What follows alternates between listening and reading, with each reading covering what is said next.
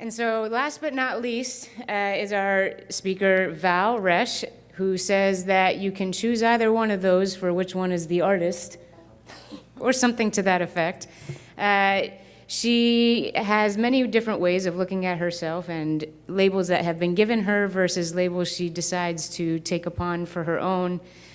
She says with rolling eyes, her schizophrenic label, but which much more pride is her alter egos of Krishna, something.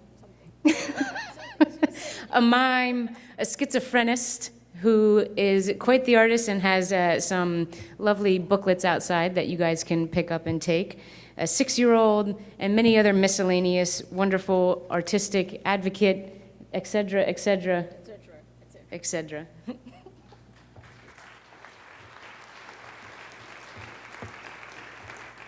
Thank you so much for remembering the names. I thought you were going to go blah, blah, blah, blah, blah, blah, blah, like we discussed. Okay, I was trying to also. Hey, how are you guys doing? Oh, good, damn it. I thought you were going to say sleepy so I could go back and also sleep. Because I'm really sleepy. But you're all awake, so I can't escape this now. I got to check how many Indians, I mean, not American Indians, so many Indians now in my head. I have to be specific. How many Indians from India, like, you know, roots from India, sitting in here? Can I just see your hands up? That's 1, 2, 3, 4.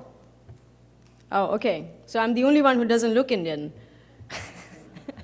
Well, the only thing Indian on me, I think, are my pants. It doesn't really qualify for being Indian either, but a little bit of my history in short, because it's too long and I hate history. I'm actually born and brought up in Malaysia. My mom's Indian. I'm half of a lot of things. I don't really know what most of them are, but I'd rather just say I'm an alien from a different planet. And because I'm an alien from a different planet and I do things differently, so humans had to give me a lot of different labels, right? That's the only way they can make sense of stuff. Otherwise, they can't really make sense of anything because the minds need to associate things. So in this body, when I was 14, I ran away from home. And when I ran away from home, I was in Malaysia.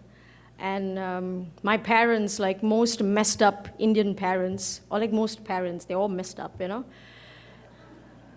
They really are. But there's a particular class of Indian parents who don't live in India who are really messed up. You know, because they're not living in India, so they try and tell you all about your God and all about your roots and all about your traditions and now you got to do this and you got to do that, you got to dress this way, you got to dress the other way. It never ends, right? Because they're so far away from their roots. So my parents are one of those. I mean, my mom wouldn't have been one of those if she had not fallen in love with my dad and had married him when she was 18. She would have been here and I wouldn't have been here. But when I ran away from home, it was a big thing for the family. Because my dad's family, my grandfather was a pretty influential guy in Malaysia. So it went around the entire town. And I come from a small town in Malaysia. So everybody knew, you know, Valyapan's granddaughter ran away from home.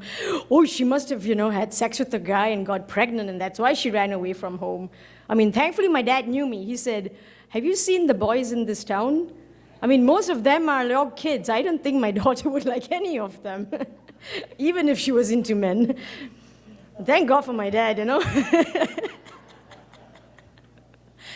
But unfortunately, there was talk. Like there's always talk. Society loves to talk. You know, people are bored. I can't help them. They don't have my imagination. So they talk. And my mom, she couldn't handle it.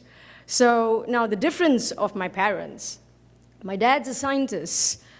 And he's one of those educated, exposed Indians, you know, who've seen different cultures and read about them and studied them, blah, blah, blah, blah. And then my mom is the completely opposite. So you can say that my dad actually married someone who was not from the same caste or class or economic background or education. My mom just passed through high school, and she was 18. And she had to learn English for my dad to take her back to Malaysia. So every time in our discussions at home, she would feel really left out, right? Because English is not her language. And she would try to express herself, but she couldn't. Because being an Indian woman, she's completely repressed. Repressed at so many different levels. But I didn't know that, of course. I was a rebellious kid. I hated my mom. So we got back. I'm going to come forward to being 14 again, when I ran away and my parents decided to bring me to India. Of course, they lied. They told me we're coming to India for a holiday. I said, wow, okay. Next thing you know, I'm staying there for 12 years and still counting. But when I found out the truth, so I was told that I was brought to India because my parents couldn't deal with what was being spoken about in town. And I really hated my parents, like to the core. I'm the third kid in my family. My older two siblings are more proper, to say. And I was the random kid, just doing everything else, being the vandal, rebellious thing, climbing up trees. I think my dad wanted a son so much. He had his second kid is a son, but nothing close to him. Right? My brother is he's so proper that sometimes he gets mistaken for being gay. Well, that's in Italy and UK, because he's so proper. I mean, everything is proper about him. And I'm the complete opposite, you see. I really can't give a shit about what I'm wearing until now. I actually had to take time to wear all of this and coordinate my colors. Of course, I had to learn that while being an artist, not because I was trying to impress you. But I'm going to fast forward a little bit now that you have a fair idea about where I come from. Apart from an alien, I'm never going to tell you where my planet is. You know why? Because humans have screwed up this planet. So if I tell you my planet, you're all going to land up over there. But while growing up, a lot of things transpired for me. And I'm so glad I'm actually the last keynote, because when I heard Gogo talk about shamanism and her culture, and I see the resemblance in my life. And when I heard Marty talk about gender dysphoria, I see that in my life. I don't have gender dysphoria, but after I ran away from home, my parents decided to take me to a shrink, of course. It's like, something's wrong with this girl, we got to take her to a shrink. Okay. So I walk in there. I mean, they picked me up from high school, and I used to play basketball and I was in my school band, so I always had leverage from my teachers to just remove my shirt and my dress and just get into my shorts and go and play and do whatever I want to, because I couldn't sit still in class. I was such a distraction. They would put me in front of the teacher and I'm flirting with her. So they didn't really know what to do with me. Now, they couldn't really hit me because Malaysia is a multiracial, multicultural country. You have a teacher who's Chinese, you have the headmistress who's Malay, and I'm Indian, and they'll get in trouble for doing anything to me, right? But a lot of these teachers were just human beings with a good heart. And they just saw me for being a kid who was different. So they said, go out, play your basketball. Please don't disturb the rest of the class. Do whatever you have to. We need to meet and win the medal the next time. Okay, I'll do that. That was fun. But I grew up in a school that allowed me, it was a community school. Actually, we didn't do anything different. We didn't have anything different. We just had teachers who were women who, I'm not trying to sound sexist, but I guess they were just mothers, and they themselves understood that there was nothing they could do with a kid who was just throwing a tantrum or having a fit. They couldn't diagnose me with ADHD or ODD or autism or all of those different stuff. They knew I had trouble with spelling, with pronunciation. My family had the pressure of my dad's family was they were super educated. I mean, their English just topped the charts. And then you have a kid like me, and I couldn't spell. Now, I'm a disgrace to such a family, right? Such an investment made. I mean, all my cousins are getting straight A's, and I'm getting E's, and I'm failing, and I'm painting walls, and I'm breaking, and I'm going into detention, and I'm flirting around with a bunch of people, including teachers, and I'm getting away with all of it. And I'm climbing walls, and I'm bunking school, and then that was me. But when my parents took me to that shrink, because they wanted to find out why their daughter ran away from home and then came back looking like a boy, long story, I'm not going to tell that story. The shrink decides to educate me about my sexuality, of course. He sits me down, and then he draws these little figures, 2 boys, 2 girls, boy and girl. He's like, do you know what those are? I said, stick drawing, and you really suck for an artist. He said, no, those are two boys. I said, yeah, I know they're two boys. Like, what are you asking me? Be fast. Okay, I can't stand people who are slow. And this guy is like, I can understand. He was 70, but he was really slow. So he told me, okay, though that's a boy and a boy, you know, they're gay. I said, I know what that is. It's like, that's a girl and a girl, that's lesbian. I don't know what that is. And then he said, that's a boy and a girl. I said, I know what that is. So he does a fourth one, which is now a girl and a girl with the shadow of a boy. And he says, I'm that. And I said, really? I'm the shadow? Wow. No, what he was trying to say is the shadow is actually a boy stuck in my body that wants to be with a girl. I'm like, you're complicated. What the hell are you trying to tell me? So he breaks it down and he tells me, you're a transvestite. I said, really? That's cool. I just thought he was messing around with me because you get some really good-looking transvestites in Malaysia, and I really admired them because they had amazing dressing sense. But I knew I wasn't a transvestite, right? I'm 15. I've just like passed 2 years of puberty. How the hell do I know what I am? And then you have this shrink telling me that he knows what I am, and I'm like, I've not even kissed anyone yet. I mean, you're telling me I'm a transvestite? Like, I mean, my stuff has not even grown. What are you trying to tell me? But the power of authority is awesome. Because when he tells the same thing to your parents are flabbergasted, they're broken. My dad walks out. My dad, who is a scientist, right? You're talking about someone who's really educated, who believes this guy. Now, my mom, who's not, believes the man. So she's going to break any minute, and my dad's having his eyes that are so red. I swear if I just hit it like that, ding, I mean, I would have red color free, of course, for my canvases, but that didn't happen. So they were so taken aback by what this psychiatrist actually told them, because he convinced them that by the time I'm 18, he's going to help me go to Thailand and have a sex change. And I'm like, wow, everybody's deciding my life for me. I've not even decided who I like in school.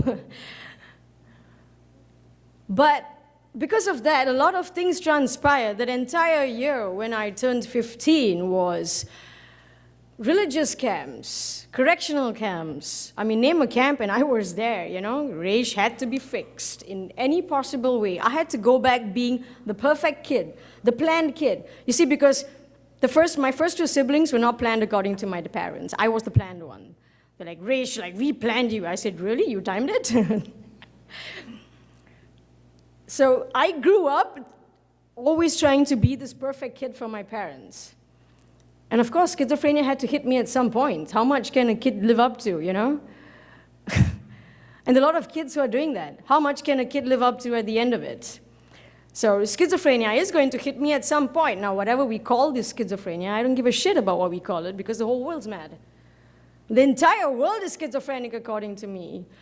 And unfortunately, we're talking about everything today in English. We're not talking about it in a different language. Schizophrenia is not even English. It's not an English word. That was dementia precox before that. But we've taken this word and we've really embraced it. And if you see the gods that I pray to, they're all mad. I mean, I'm actually glad that I come from a religion. I mean, I was brought up in a religion where all my gods are mad. I mean, they've got elephant heads. And you've got a vampire goddess by the name of Kali, and she drinks blood, and I'm like, wow, and you called me schizophrenic. And then you have a whole bunch of men up north praying to her. Okay, pretty twisted, right? The irony of life again. So then when schizophrenia hit me when I was 21 or 22, I don't remember, I'm 15 now, I kind of age backwards. So my father being this educated person couldn't pronounce schizophrenia, but he tried. He made a lot of attempts in pronouncing it. So I think he got a seizure just to do that. And then it sounded really right. But my mom wasn't convinced. My mom said that, no, dear God, I don't think my daughter has schizophrenia. And then I would find her in front of the altar praying every single minute, every single day. She couldn't really emotionally take care of me. Actually, my dad was taking care of my emotions. It's funny. We say men cannot be emotional because my mom's not raised the same way. Her job as an Indian woman is to cook, feed, have kids, Thankfully, my father always taught her more than having kids or something else. But she didn't understand how to be a mother. She couldn't. She only knew how to care. And for her, care also meant praying to her God about, I don't know how many hours a day when she had time for it, and then coming and cleaning me and giving me food. That's how she understood care. And I hated her for a very long time in my life, and schizophrenia made it worse. Because therapy, it's damaging. Therapy could never work on me because I walk in with one symptom, I come out with 10. I walk in with one kid that hates my mom, I come out with 5 more that hates my mom. I'm like, why would you do that? You know, therapy's not really doing anything to me. I'm just hating my parents even more. I mean, how can I hate my parents?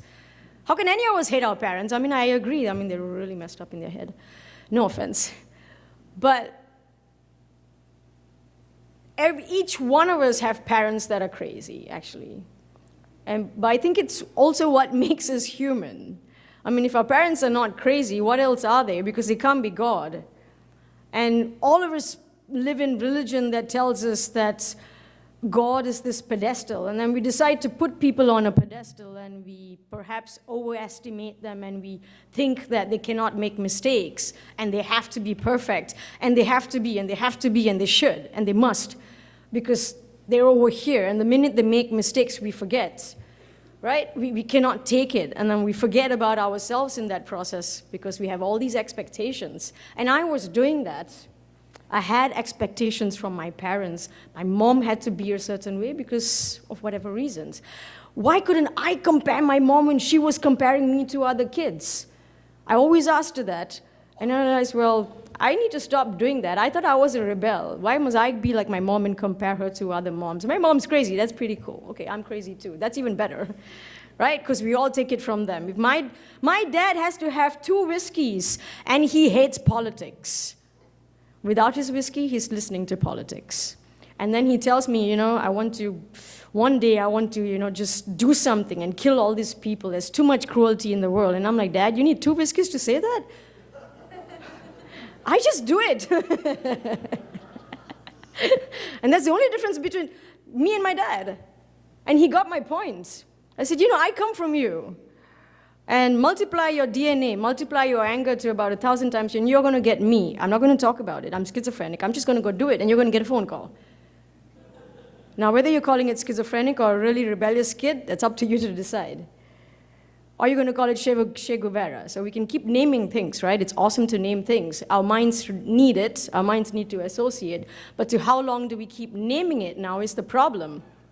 The problem is because in India, we have 1.21 billion people. That's 384 people per square kilometer. And this is just 2011 country report. I don't know what is it even now. And that's a large amount of people. 60% of our population are below 35. I don't even count as one of them.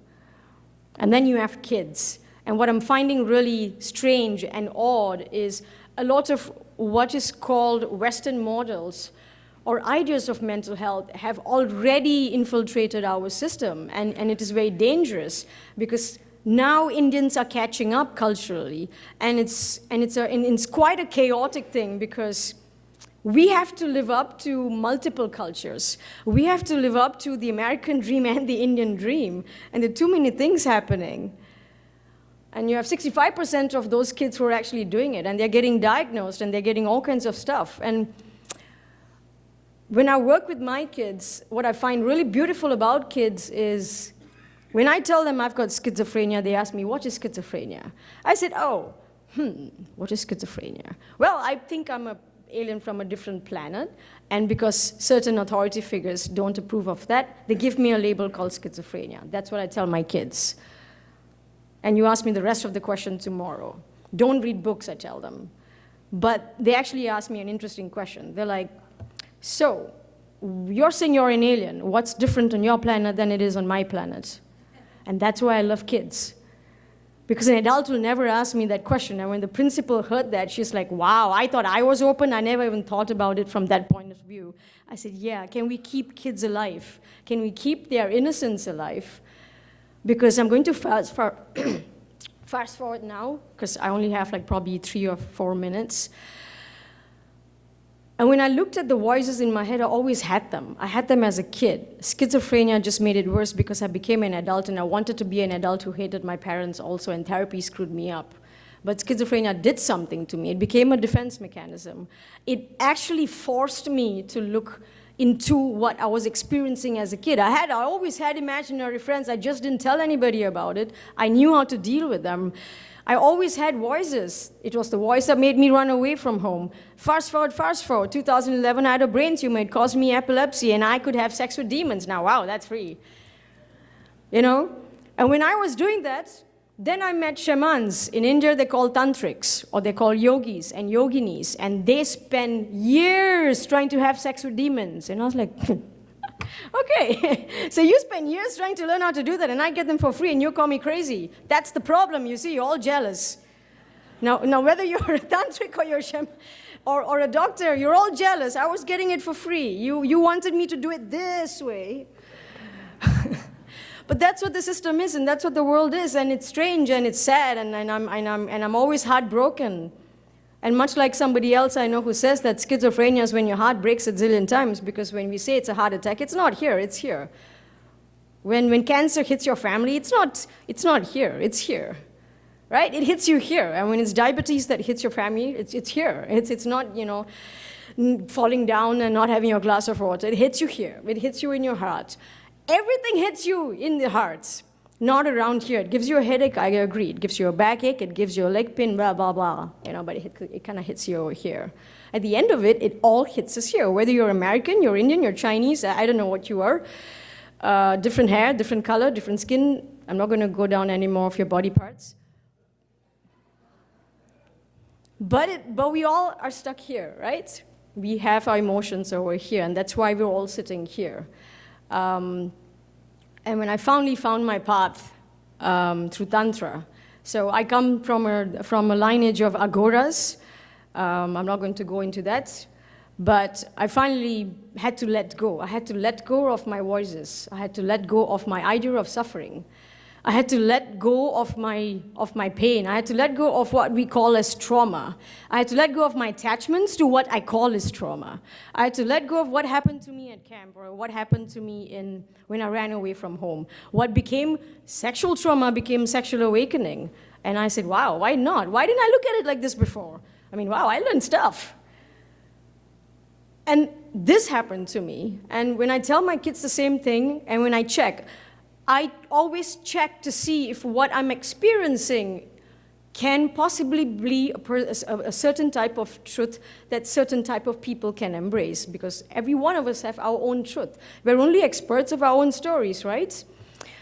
And when I check with kids, when I check with 14-year-old kids in my community to their experiences, which have not been influenced by an adult yet, you know, which is so raw, and I ask them, what do you think? And they're like, I agree with you, Didi, it's pretty cool. So Didi means older sister. And when I check with the boys who've had similar experiences, they say the same thing, you know? And what I've really realized is, I think outside of mental health and just life, all of us are looking for something, and you're either going to get it through schizophrenia, or you're going to get it through cancer, or you're going to get it by falling off a ledge, touch wood, or you're going to get it by crossing the road. I don't know how you're going to get it, but why not? And I'm going to end that by just going to read you something that I wrote. Since I don't like preparing for speeches, but I had to write this down. Suffering has no boundaries. It comes in many forms. It is like water, taking shape of the objects that surround it. Like water, it can spread as large as the ocean, or it can be contained in a little glass. There's nothing negative about suffering as much as our own need to contain it.